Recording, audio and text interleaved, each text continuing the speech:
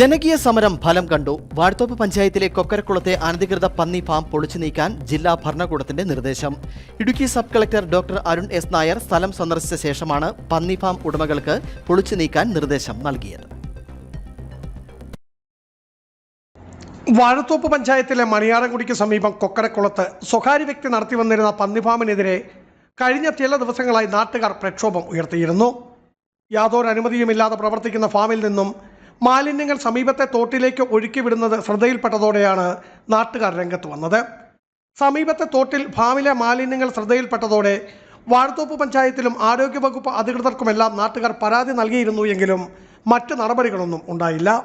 ഇതേ തുടർന്ന് കഴിഞ്ഞ ചില ദിവസങ്ങളിൽ അനിശ്ചിതകാല സമരം നാട്ടുകാരുടെ നേതൃത്വത്തിൽ ആരംഭിച്ചിരുന്നു.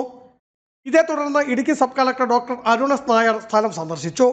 ജൂലൈ 15-നുള്ളിൽ ഫാം പൊളിച്ചു മാറ്റണമെന്നും നിയമപരമല്ലാത്ത ഫാം തുടർന്ന് നടത്താൻ പാടില്ല എന്നും സബ് കളക്ടർ നിർദ്ദേശം നൽകി. ഇതേ തുടർന്ന് നാട്ടുകാർ നടത്തി വന്നിരുന്ന സമരവും അവസാനിപ്പിച്ചു. ബിജു വൈശൻ പറമ്പിൽ, ഇടുക്കി വിഷൻ ന്യൂസ്, ഇടുക്കി.